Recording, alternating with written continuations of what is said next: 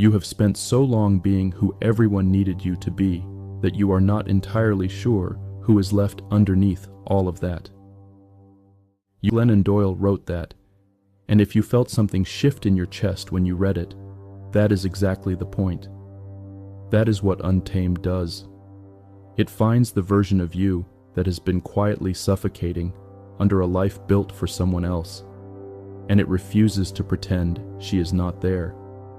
This book spent over a year on the New York Times bestseller list, not because it offers a self-improvement plan or a morning routine. It offers something far more unsettling. The argument that the life you have been so carefully maintaining may not actually be yours. These are the 5 most important lessons from the book and why each one matters. Lesson 1. The life you were handed was built for someone else, and you are allowed to want something different. Doyle opens the book with a cheetah named Tabitha at a zoo. Every day, the zookeepers run what they call the cheetah run. A stuffed rabbit released on a track, Tabitha chasing it, the crowd cheering. She is fast, she is beautiful, she performs perfectly. And one day Doyle is watching with her daughter, and her daughter asks a simple question. Is she happy?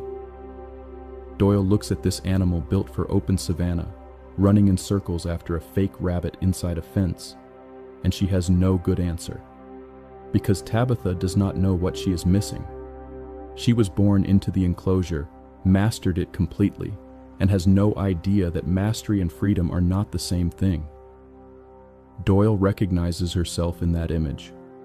A good marriage, beautiful children, a ministry, a following, a life that looked, from the outside, exactly like what a life was supposed to look like. And inside it, she was running in circles, calling that happiness, because she had never been shown another option. This matters because most of us were handed an enclosure before we were old enough to ask whether we wanted it. The script arrived before we did. Be agreeable, be helpful, want the right things, feel grateful for the cage because at least it is a nice one. And we got so good at living inside it that we started calling it our personality.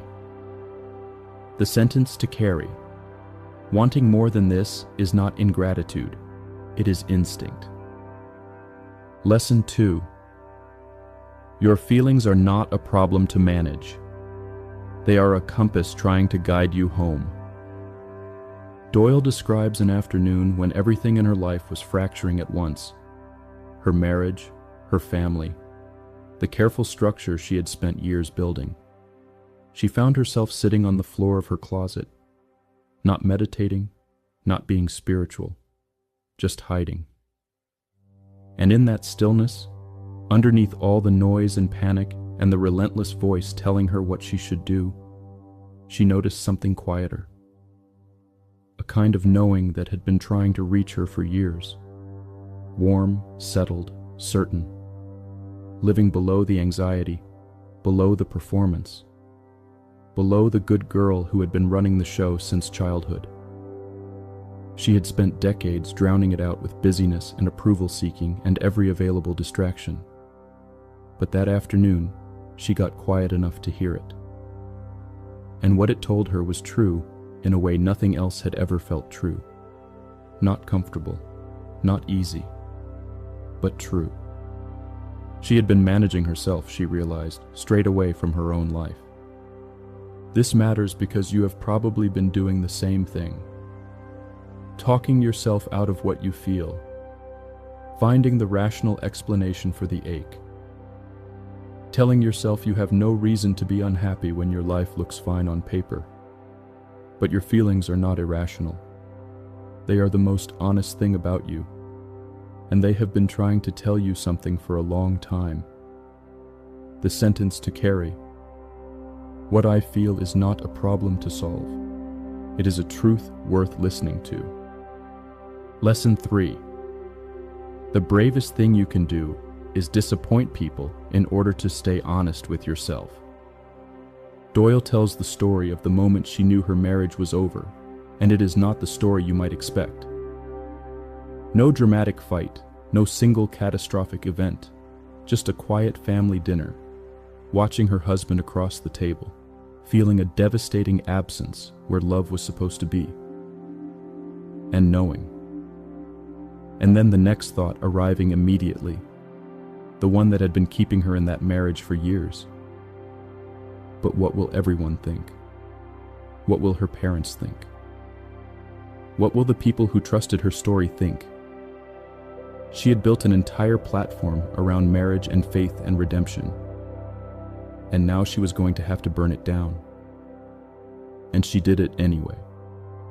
Because the moment she stopped managing other people's feelings about her life and started telling the truth about it, something locked open. The relief was not comfortable. The fallout was real. But she had stopped betraying herself. And that turned out to matter more than all the approval she had spent her whole life collecting. This matters because the fear of disappointing people is one of the most powerful forces keeping us small. We were raised to be palatable. And somewhere along the way, that training became a prison. Because you cannot be fully yourself and fully palatable at the same time. Every time you swallow what is true to keep the peace, you pay for it. In your body, in your sleep, in the low-grade numbness that settles in when you have been performing yourself for too long. The sentence to carry. Disappointing someone is survivable. Betraying myself is not. Lesson 4. Love is not supposed to require you to disappear, and the right people will not ask you to.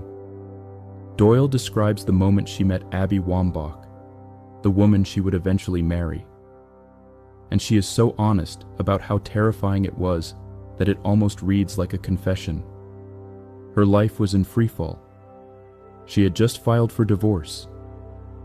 And she met this woman and felt something she had no framework for. A recognition so complete and so immediate that it frightened her more than anything she had ever wanted. Because wanting Abby meant losing not just her marriage, but the story she had always told about herself. Abby did not ask her to be any of those things. Abby saw her exactly as she was, and did not ask her to be different. And Doyle, who had spent 40 years shape-shifting to fit what was needed, had no idea how to receive that.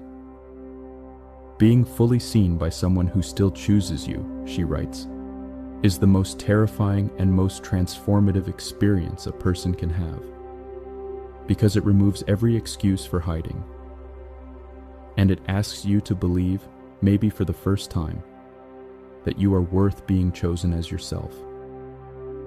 This matters because so many of us have learned to call self-erasure love. We learned that loving someone means making yourself smaller, quieter, easier to manage. We have been shrinking ever since, and calling it devotion. But love, real love, does not ask you to disappear. It asks you to show up. The sentence to carry. The love that requires me to be less than myself is not the love I was made for. Lesson 5. You do not need more certainty. You need the courage to move without it. There is a chapter where Doyle describes a conversation with her therapist during the most chaotic period of her life. She had left her marriage, fallen in love with Abby, and was watching everything she had built come apart in public. She told her therapist she could not move forward because she did not know if she was making the right decision. She did not have proof. She did not have certainty. She did not know how it would turn out. And her therapist said something Doyle has repeated ever since. You are not supposed to know. You are supposed to feel and then decide, and then find out. Doyle describes how every hard choice she has ever made came not from knowing, but from feeling her way toward the truest available option and taking one step. Not 10 steps. One. And then waiting to see the next one from there. She stopped waiting to feel ready. She started trusting that if the knowing was in her body, that was enough to move on. even without a map, even without a guarantee, even with everyone around her insisting she was making a terrible mistake. This matters because waiting for certainty is the most socially acceptable form of staying stuck. It sounds responsible. It sounds careful. But most of the time it is just fear with a reasonable explanation attached. The life you want is not going to come with a guarantee. You are going to have to feel your way toward it with shaking hands and a thumping heart. The sentence to carry. I do not need to know how it ends to take the next step. Here is what most people misread about this book. They think it is a book about leaving, a marriage, a religion, a life that no longer fits. And on the surface, yes, that is what happened to Glennon Doyle.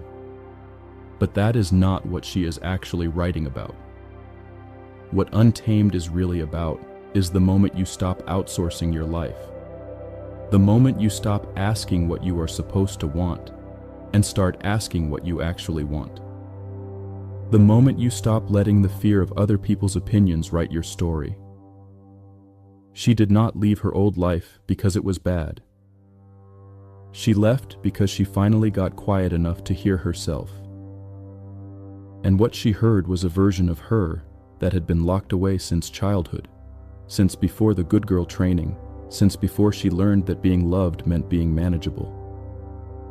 That version of you exists too. She has been in there the whole time. And she is not asking you to blow up your life. She is asking you to stop pretending you cannot hear her.